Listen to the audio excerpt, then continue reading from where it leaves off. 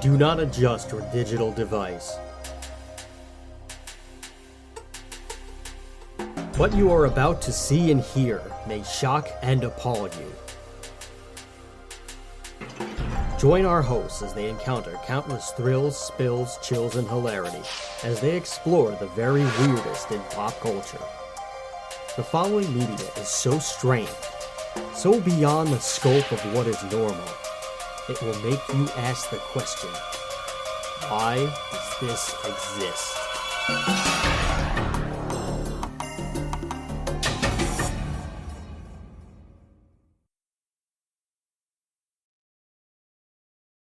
Hello, everybody, and welcome to another long-awaited, for some of us, for most of you, probably don't care, a long-awaited episode of Why Does This Exist? A podcast about the very weirdest in pop culture. I am Chris, And I'm Rob. and well, life happens. We'll Yep. say that we've we don't mean to be cut. Like, if you noticed in the last couple of months, we've been kind of cutting back on episodes. That's not on purpose. It's just a shit ton of things have happened in our lives, and we are, we're kind of just at some point we'd like to get back to a regular schedule. I don't know when that's going to be. So maybe that means we'll have to do multiple episodes in a week and just like push them out like weeks at a time. Maybe that means we can schedule like a big day where we talk about a bunch of things and then we just pump those out. I don't really know, but we'll have to figure something out with our schedules and all that to get things out to you, the people, with a more urgency and consistency. So thanks for bearing with us. We've got a new episode. It's here. It's going to happen. If you know what we just talk about weird stuff in pop culture. It doesn't matter what it is. We're going to get to it. Today, we are going to be talking about one of the greatest rap groups of all time, and definitely one of the ones that have inspired the gangster rap, and definitely the biggest rap group on the West Coast that ever existed. We're going to be talking about the N.W.A. if you haven't figured it out by now. This is where we get the tagline that you were about to hear as we kick off the podcast. It's the opening line from Straight Outta Compton, but we modify it just a little bit. But you are now about to witness the true strength of street knowledge from a ragtag group of rogues. So let's get on with the goddamn show. Rob, kick it off. All right. Well, I think, you said it best, that you're now about to witness the strength of street knowledge. And, I mean, where do you begin with N.W.A?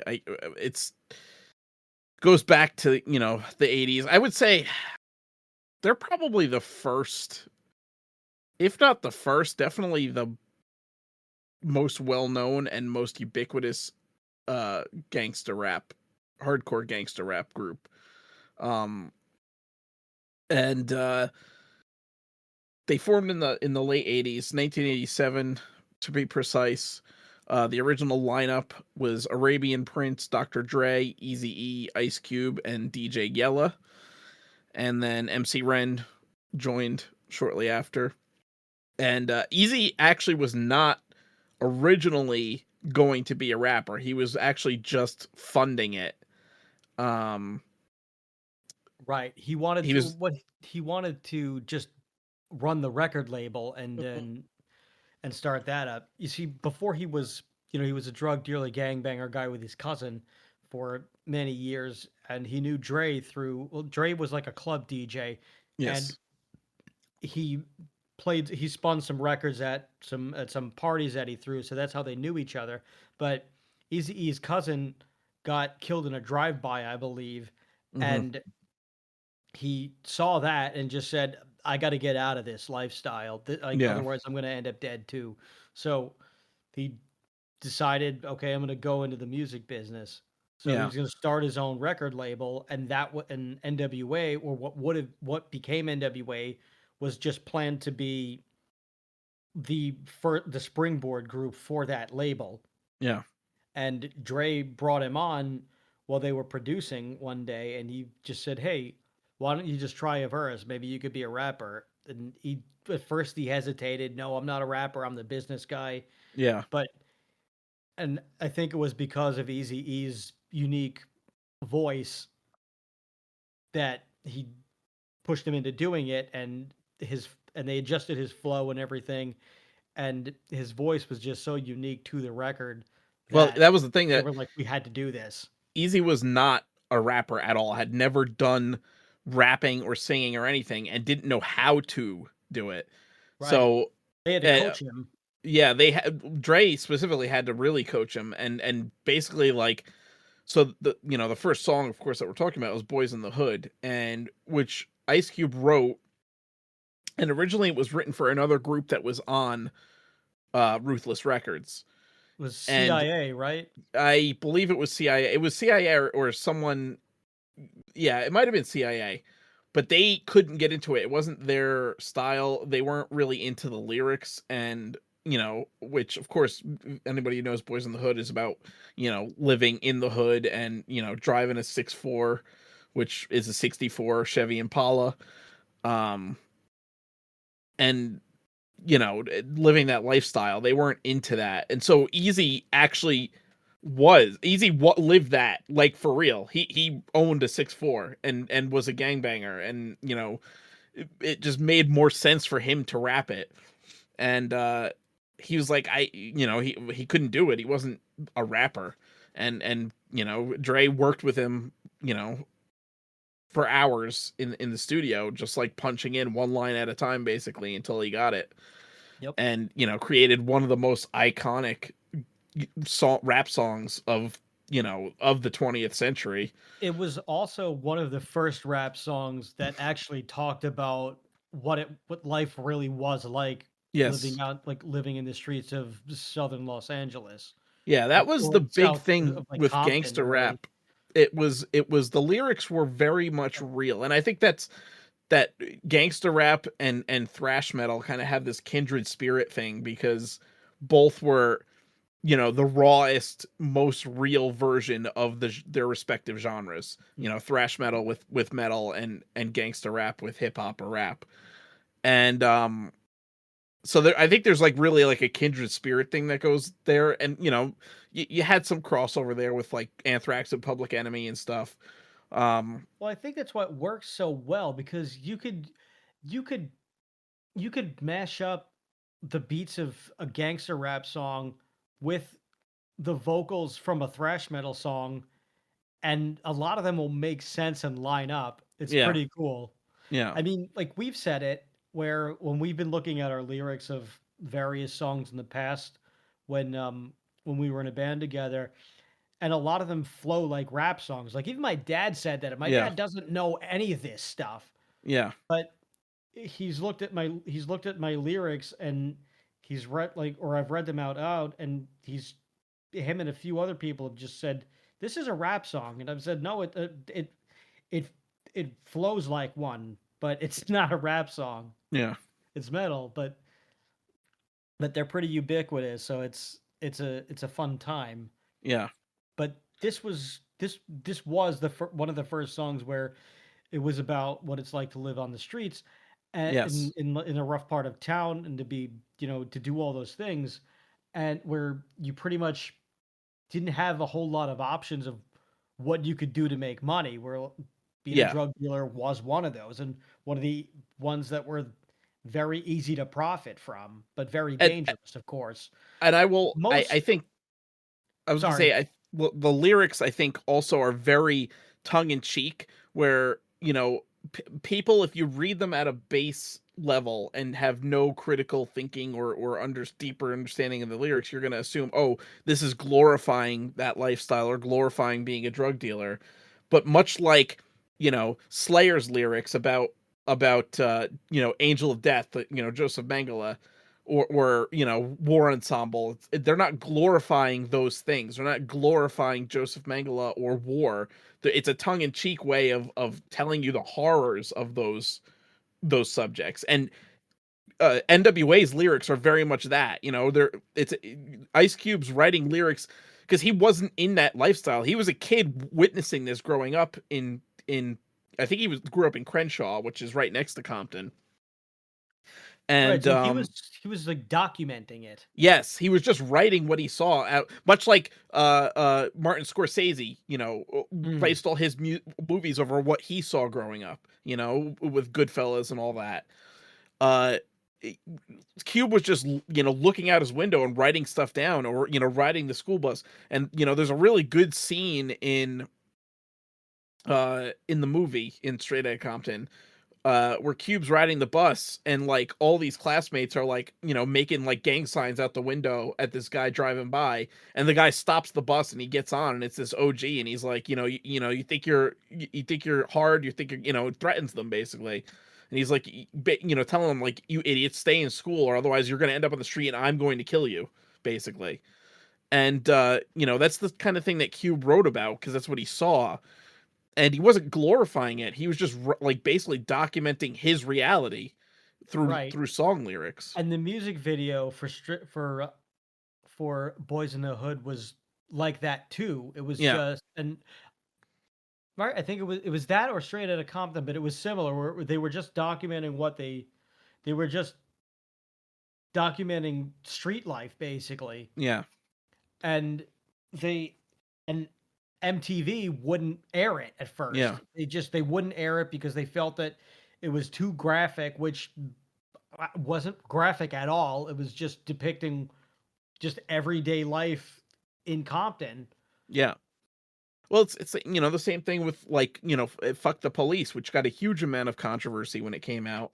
Sure. um they wrote it because they were dealing with that time period, the mid to late 80s, early 90s.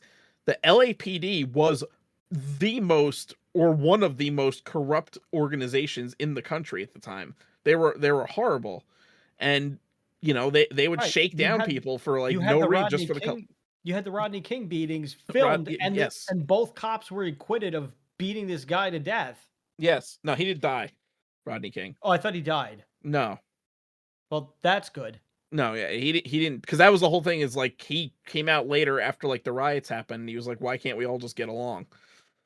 Like, that was his famous quote, Rodney King. um but But they but wrote that song because of of what they had to experience growing up in that environment. And it's just, again, LAPD was, and a lot of that led to why a lot of people speculate why OJ got acquitted, because it was easy for OJ's defense team to blame the LAPD for misconduct, because they had a history of misconduct, especially against black people in LA. Um, and actually, Mark Furman, who was one of the lead cops that investigated the OJ Simpson murders, was involved with the crash thing, which was the LAPD's like anti-gang unit, which was super. If you play like GTA San Andreas, you know what it's like, how corrupt it was.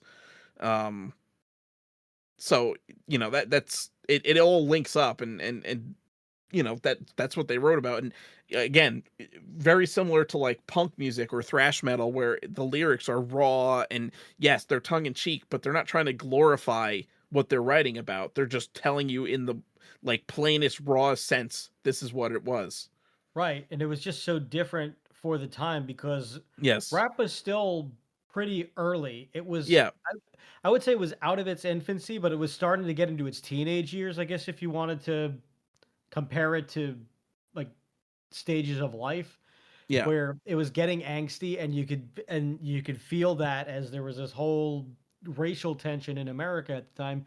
But in the earlier stages of rap, it was just about parties and having fun Yeah. and getting just trying to pick up girls and everything. Much like early heavy metal, if you want to go that route, where a lot of it was about having a good time. And especially if you want to look at the glam metal stuff that was going on around the same time too. Yeah. And then like thrash metal, you had this resistance to the mainstream rap and that's where the gangster rap stuff started to come in. And But I don't want to have to keep pointing back to Straight Outta Compton, but it did such a great job of documenting. If you're gonna watch a music biopic, Straight Outta Compton, it should be number one on your list because it's just such a great movie. yeah, And O'Shea Jackson Jr., Ice Cube's son, plays Ice Cube, and it's like spitting image. Like you're looking in a like time capsule back to 1988. Um, yeah. but there's the one scene where they're in the club that Dre's DJing at, and the guy who owns the club is like, don't play none of that rap shit. I want these guys thinking about pussy, not pistols. And so there was such a huge pushback because club owners especially, they didn't want people came to the club to get away from their daily life on the street. They didn't want, they figured, oh, people don't want to have to think about that shit when they're coming to have a good time at night. So there was a big pushback against N.W.A. and their lyrics and gangster rap in general because it was too raw and too real, much like thrash metal in the when it first started in the early 1980s. Which is interesting because on the East Coast was eating shit like that up. Yes. So there was just such an interesting mix on the East Coast, West Coast, Yeah. stages of acceptance to that type of music. I think it goes with the culture of each coast too, because especially LA, Oh the yeah, I culture in LA agree. is very like glamorous and partying and Hollywood and all that, whereas the East Coast is much more avant garde and especially New York City. You had jazz, punk, all these different like genres that really like you know got their start, and bebop and all kinds of like the it all really kind of like uh was in its infancy in New York City. Right. And so, Well, in New York City, everywhere you look, there's an urban area. You can't get around yes, it. Where in where on the West Coast in like in LA, you could avoid it because and you could avoid it and pretend you didn't see it because you're driving in your car. yes, So you could choose what to look at and what not to look at, especially if you're trying to update that Hollywood image. I moved here so that I could be a star. I could achieve my dreams and I had to come here. Oh, it's beautiful weather. There's beaches. It's so nice. And don't look over there. Where in New York, it kind of comes with the territory, yeah, So everybody was a lot more into gangster rap because because people were like, yes, this is what I'm seeing every day. This is exactly, awesome. They weren't celebrating it, but they were like, yeah, this is exactly what I'm talking about. Where and you have like that pushback and that resistance where people are tired of getting beaten down every day. Where, like you said, we're like I just said in LA, you're trying to avoid that stuff and ignore it and just pretend it isn't there. Where in New York, it's there and it's louder than everything and it's pushing them back up. yeah, And it's really interesting with that, but also you hear a difference in you hear a difference just comparing gangster rap in the production styles because yeah, LA and the West Coast stuff, it keeps that party vibe yes, going in the beats. yeah, definitely, So the undertones are a lot lighter. And yeah, especially when I think that's what caused N.W.A. when they did finally take off to skyrocket and get all this critical acclaim because the beat was still a party beat. yeah, and especially because Dre and Yella both were in world class Wrecking Crew, which was like almost like a disco kind of DJ group that played clubs and they played this dance music. Wasn't Tupac Um a dancer in that or one of the groups that he might Dre have was been. in? Uh Michelet was in it, which uh she ended up marrying Dre, I think. Okay. Um but so and you had other, gangster rappers at the same, like Ice-T was doing, this a similar thing at the time.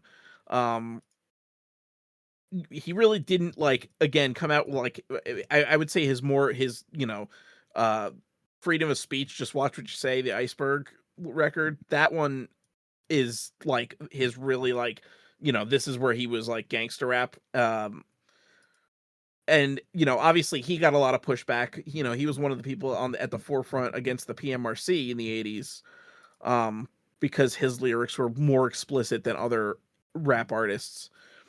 um but NWA really kind of, I think, pushed it way farther into the mainstream. And like you said, with the beats that they made, because Dre and Yella had that dance music background, they did that kind of beats. Whereas someone like Wu-Tang Clan, which we have talked about in a previous episode, Wu-Tang's beats were way more like lo-fi and subdued and grittier, which again Right, and the matches underto the culture of each, the West Coast versus East Coast. right, but also, I would even say that I would even say that even if you look to a lot of the music videos, you'll see you'll still see a party going on, or a more you'll see more lighthearted music videos when it's West Coast gangster rap, but Hmm. in East Coast gangster rap, it's a little bit more cinematic, Yeah, and the music has a little bit more of a cinematic flow to it too. yeah, Especially if you're talking about Wu Tang, there's there's violins and compositions of and yeah, just piano, and they're like orchestral music undertones. they sample a lot of like Eastern music. Right. So the storytelling is also different too. Yeah, And I think it's really interesting to that you see that juxtaposition in you also get you also get different vibes in other areas too, where where gangster rap comes across. There's I think it's called The History of Hip Hop. hmm, It's a Netflix documentary that they released quite sometime around like 2020, 2021. It's been a long time since I watched it, but I got to check that out again.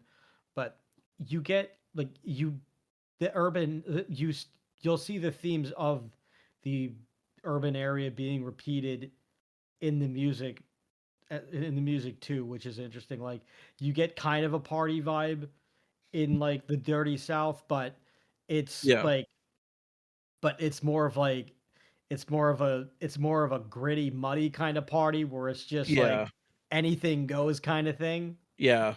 So it gets that you get that hillbilly stuff kind of like fused in there.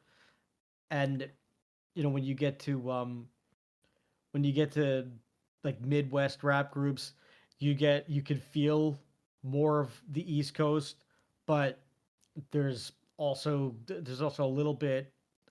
Well, I don't even know if it's like if it's grittier than East Coast stuff. No, I don't like know. I think it's a Chicago good rap is well, interesting. especially like Ghetto Boys is a really good example of this. It very much combines those two styles where it has kind of that lo-fi texture of the East Coast, but is a little bit more upbeat and chill like the West Coast is. So it's kind of got this combination. And Ghetto Boys were from Houston, so Yeah. it's like perfectly almost right in the middle, of the two. Yeah, you see more of the party stuff on on the softer side of rap Yeah, carrying over. yeah, So that's where the West Coast style kind of borrows itself over to in I want to say any rap in the any rap post Straight Outta Compton will start to all of the mainstream stuff starts to borrow the party vibe regardless of where they're from, but it still hmm, maintains the undertones of that area, which is interesting. But in the bigger tracks, you could hear the heavy influence from N.W.A stuff, yeah. especially on Def Jam in the earlier days. So it's interesting to see how the stuff branches out. But Arabian Prince is not heavily featured in the movie at all. No, He actually leaves. He was on Straight Outta Compton, I think maybe like 3 tracks, but he left the group about 3 months before the release of Straight Outta Compton. So he wasn't as featured after, and he did a lot more. I think he did more work as Professor X. Yeah. which is one of his other aliases. I was that the DOC too was not really featured super heavily in the movie. They obviously mentioned his car accident or whatever. Right. The But DOC was one of the biggest like what if stories of the gangster rap genre because yeah. he was up and coming and he was poised to be one of the best, and he got into this really bad car accident that heavily damaged his vocal cords. Mhm. And but Eazy took care of him, and they kept him on as a producer. Yeah. So he actually helped write a lot of Eazy-E's material for his solo albums and Yeah. taught him the flow and style that he needed to do to get it done. So he was Yeah. a very big contributor to the group. Um so we, talked about the beginning. Their obviously most famous record probably is their debut, which is of course Straight Out of Compton, which, the movie is obviously named after. It's their first single. It's got to Um be one of the top 5 best debuts of all time in any yes. music. Yes. Uh it like blew people away. It was so unprecedented. Um because nothing, again, it, like, first of all, they blew up into the mainstream like instantaneously overnight. They became this sensation, and they went on this tour across the country and were playing like sold out arenas.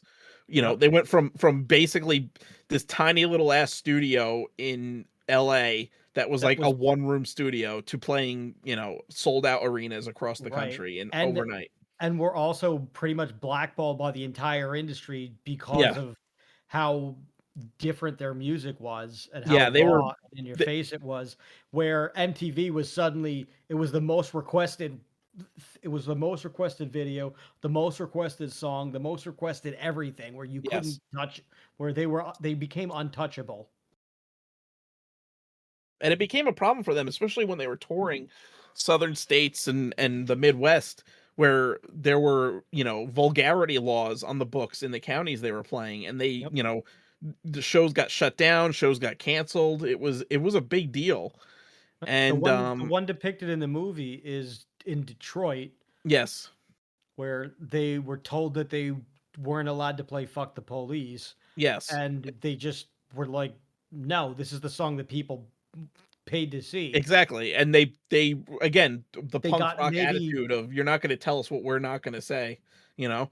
And right. they played it anyway. They got maybe 30 seconds into it before cops showed up and started breaking it up and all that Yeah. stuff. Yeah. And I believe there was a riot because the cops shut down the show and arrested the members of N.W.A. and Yep. a riot broke out in the fucking in the arena over it. Um so it was a huge deal. They were like a cultural phenomenon. And unfortunately, I think it's one of those situations where they got too big too fast. They listened to the wrong people because you had Jerry Heller, who was their manager, who really got into Easy Easier. And people will say mixed things about Jerry Heller. I think he was kind of a scumbag. I think that's very clear. It's a It's tale as old as time that Yeah, like a white guy comes in and takes advantage of every black musician. yeah. So And not a surprise that this happened at all. I think it's funny that Paul Giamatti plays him in the movie because Paul Giamatti always plays these like sniveling, scummy characters. But He gets typecast so hard, but he's he's like, so good at it, and I it's know. this was perfect. He was perfectly cast. Yeah. Um, but so Ice Cube leaves the band first, in late 1989. I believe it Uh, was over record. it was over royalties because Right. And Cube so, wrote most of the music. Dre later got out because of royalties too. Yeah.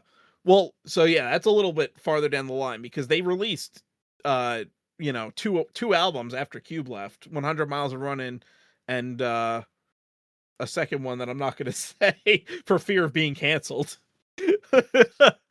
But End for life. That's all we'll yeah. say. Uh and Easy E really became kind of like the leader of the group after Cube left.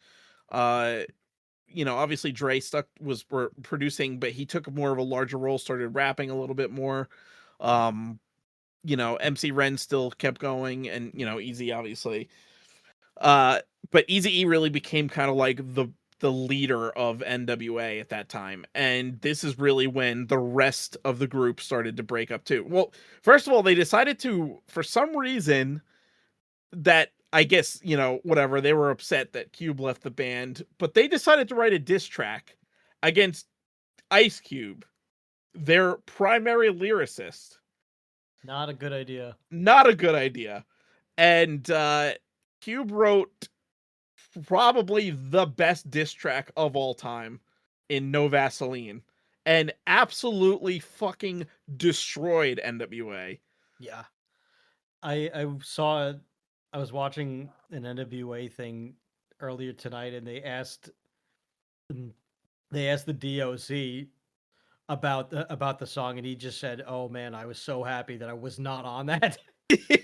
Like, I think the movie does it best where they're listening to it, and they're getting all pissed off, and Easy's like, or Jerry Heller, of course, goes on this fucking rant about suing him, like Ice Cube, for being anti-Semitic and stuff like that. It's like so fucking, and he's like, we could just go in the studio right now and end his whole fucking career. And DJ Yella really, kind of brings it back to reality, and he's like, well, I don't know about all that. 'Cause, yeah, like you can't. And I will say, uh, so later on, after the breakup of the group, and Dre obviously, wrote diss track against Easy E.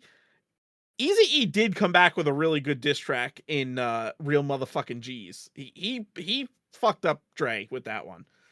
So Dre really needs to stop writing diss tracks against people, because he can't do it, and he loses every single time.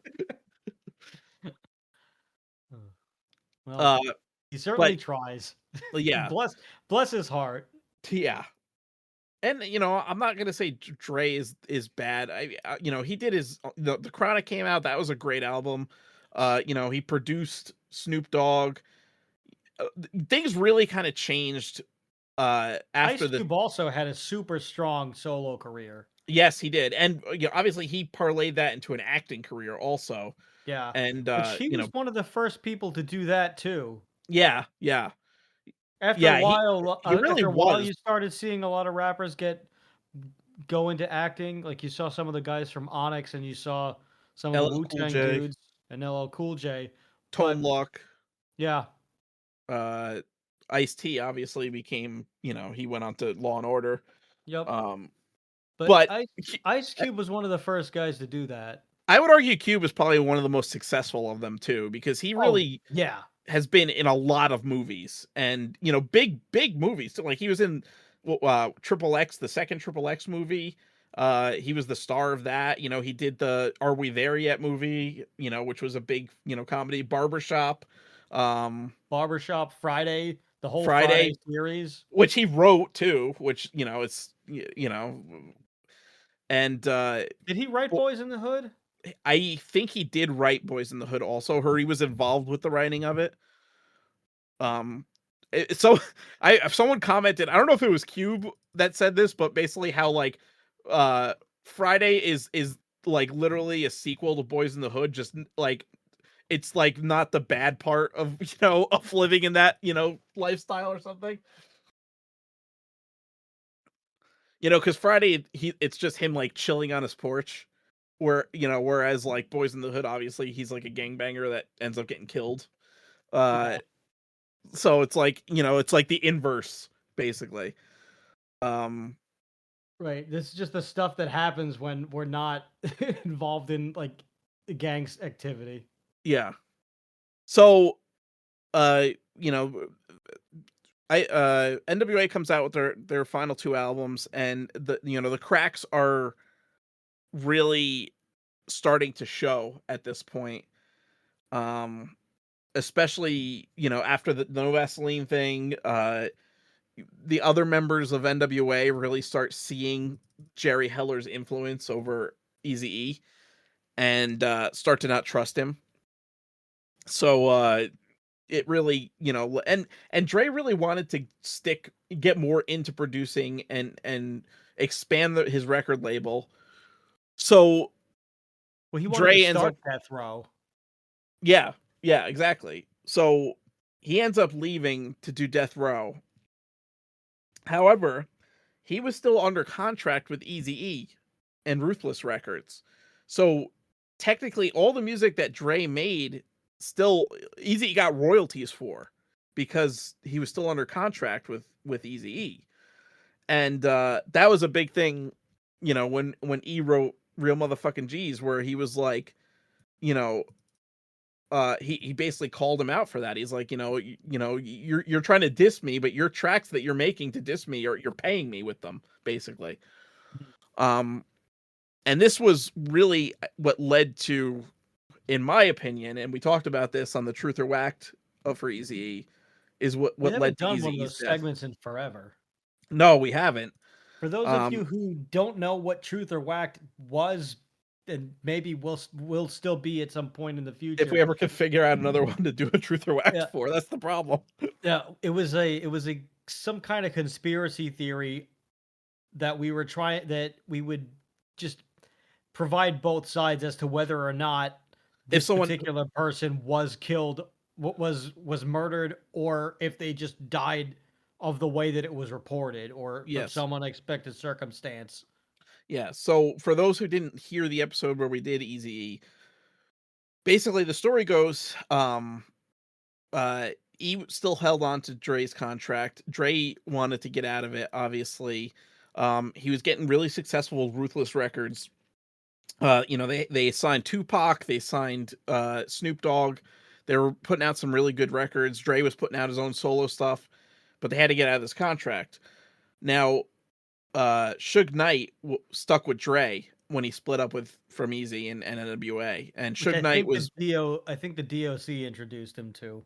yeah, Suge Knight was actually with N.W.A. for quite a long time. He was like the head of their security when they, even when Cube was still in the band.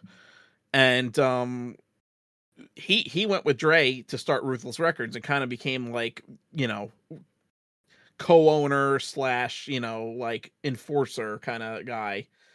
And Suge Knight had a history of gang banging and doing all kinds of bad shit.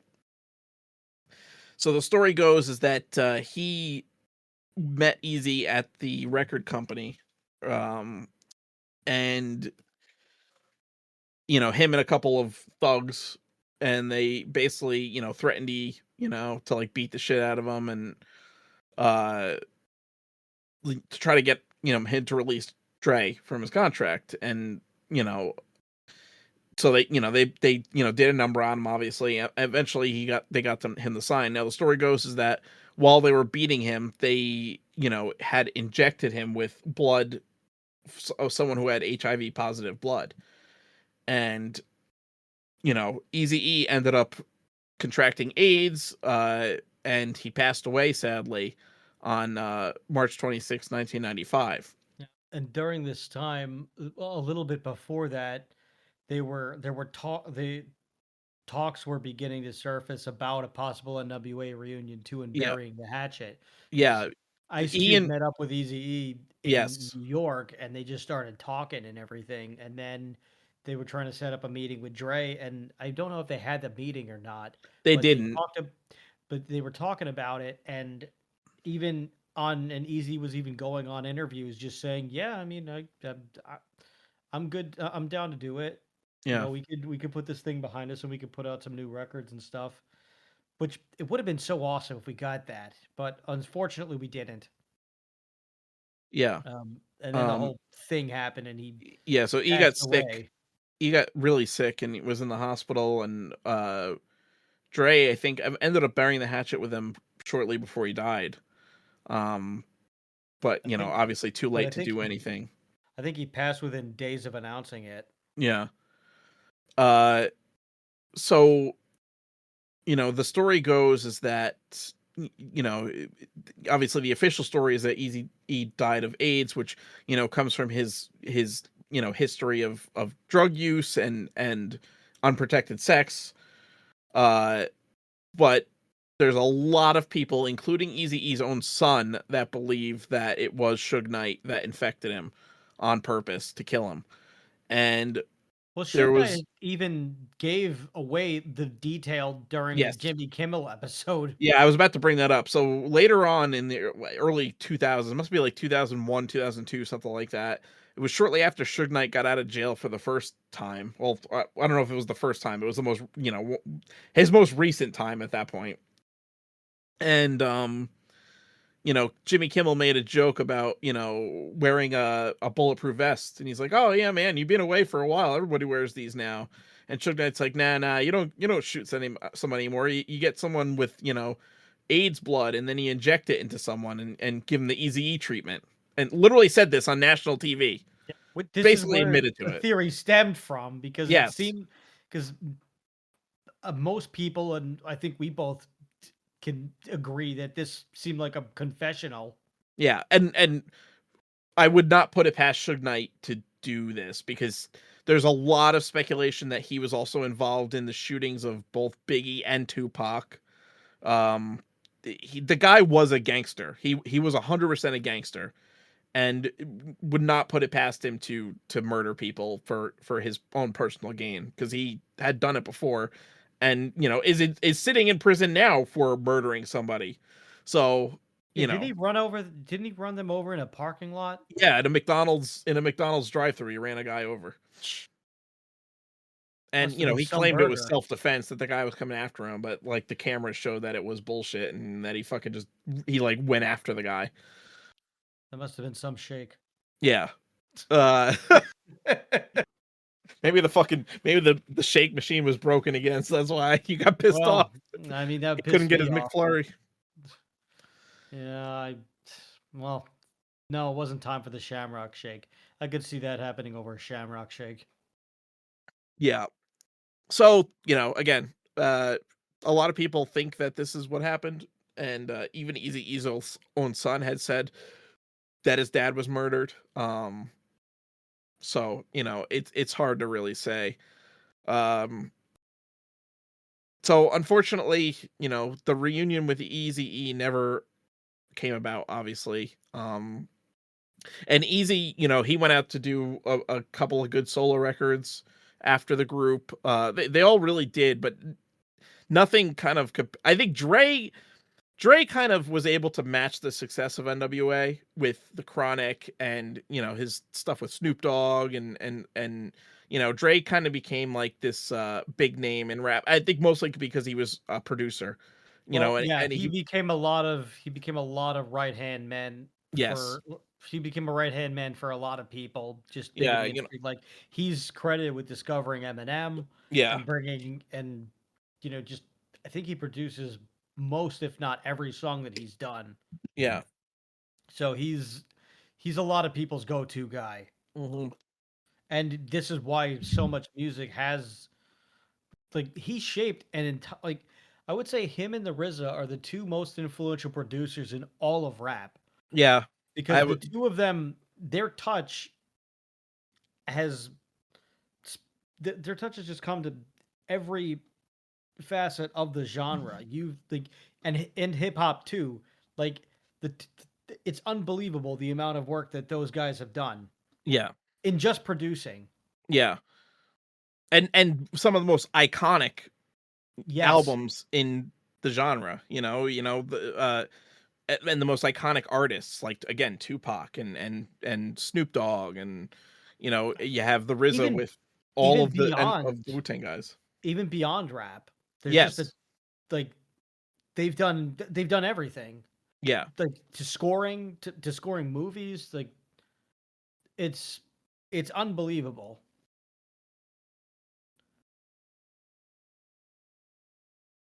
yeah. So and there was eventually an N.W.A. reunion. The surviving members have reunited several times to do concerts and tours. Especially, I believe they did a concert tour or at least a few shows after the release of Straight Outta Compton to kind of promote the movie a little bit. Um, but obviously without Easy They E, did a couple and they were also inducted into the Rock and Roll Hall of Fame in 2016, yeah, which I've actually heard that the Rock and Roll Hall of Fame kind of sucks. Yeah. Like it's not really a whole lot of instruments, mostly just outfits. Oh yeah. Yeah, like I went to the I was in Detroit recently for a Red Wings Ranger game, and which was a great time. I, I enjoyed the Coney.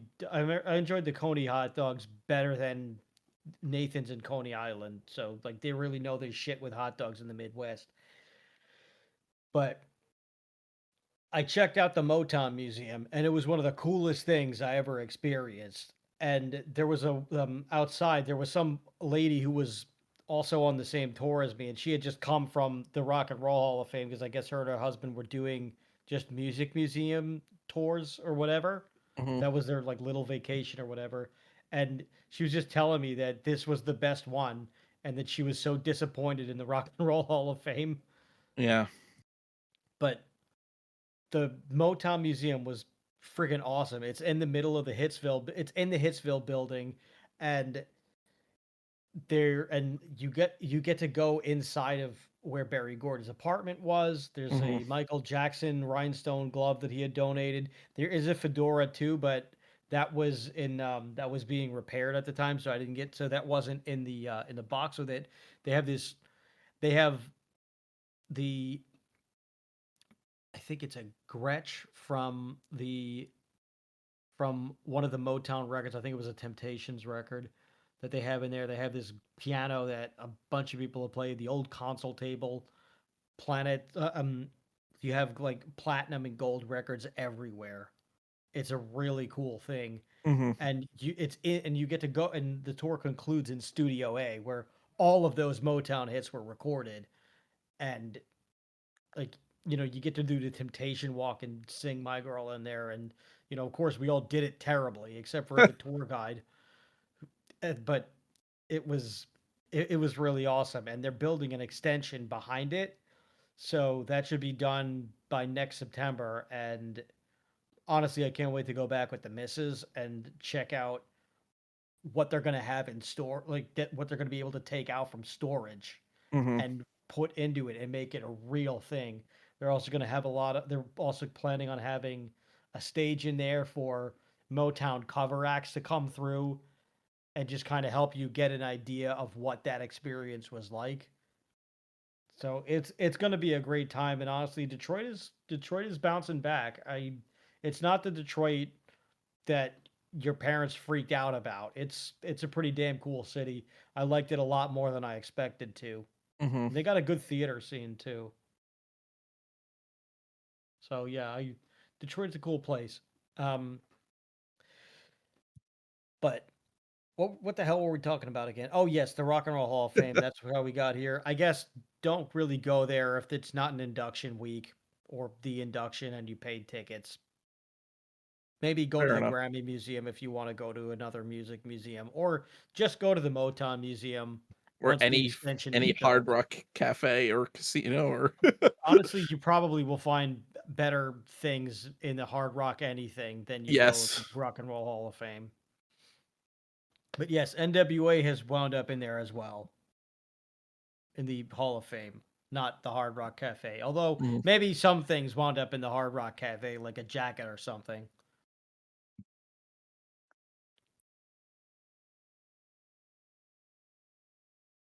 I don't know, but there's a ton of stuff on but there's also a ton of really great documentaries too. I think one of the ones that I watched was The World's Most Dangerous Group, which was narrated by Chris Rock, and his narration is perfect for it Nice. because it's got like the whole Chris Rock inflections Yeah, I was gonna that say it just sounds like fucking like everybody hates Chris. Except he's yeah, talking about NWA. yeah, it's a hoot. I recommend that you check that out. Hmm. But I wish that Easy E lived and we got to see the reunion and just I'm sure they would still be doing one-offs to this day. Hmm. I don't know if we'd be getting a whole lot of new albums, but I think we get the occasional one-offs. I wouldn't be surprised if Easy had parlayed into acting a little bit too, because I'm Yeah. sure Cube would have given him like some bit parts in his movies and stuff. Yeah. Yeah. It's a shame. an incredibly successful outfit, and For such a short like time span, you know, yeah, they really kind of completely shifted the rap game in such a short amount of time, and probably more than any other group except maybe Wu-Tang Clan or yeah, Wu Tang. Well, Tupac. Wu Tang exploded within 5 years. Like it Yeah, was just unbelievable what they were able to achieve. I mean, we talked ad nauseum about that in the Wu Tang episode, yeah, but I would say I think it's debatable. I think between those two, you can debate until the cows come home as to which one was the best rap group of all time. yeah. It's so it's kind of useless debating it because they're so unique in their own right and both so amazingly good. It's you'll never get a right answer to that.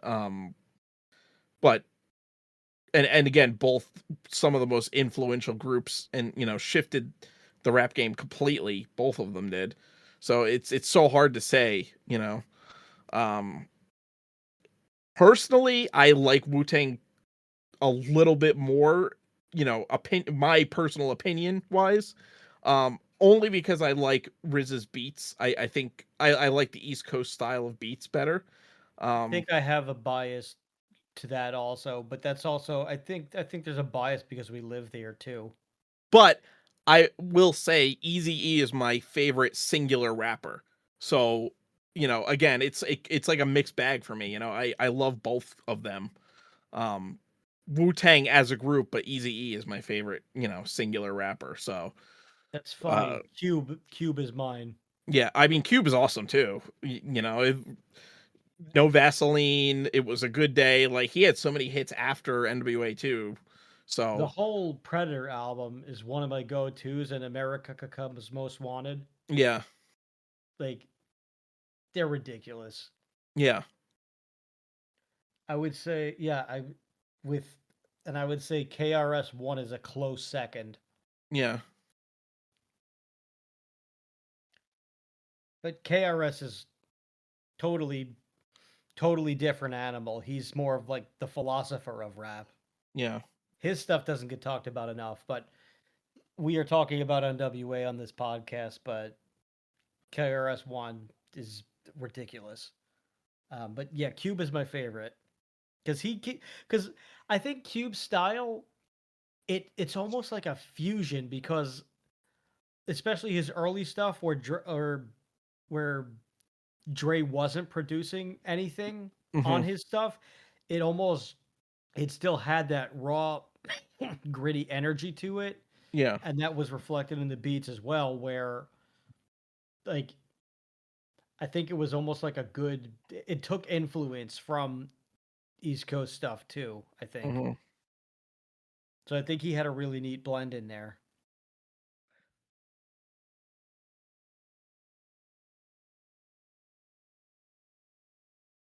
But yeah, I'm not really sure what else to add to this except just go check out N.W.A and yeah. witness the true strength of street knowledge. This has been Why Does This Exist? I've been Chris. And I've been Rob. And remember, question everything. Good night, everybody.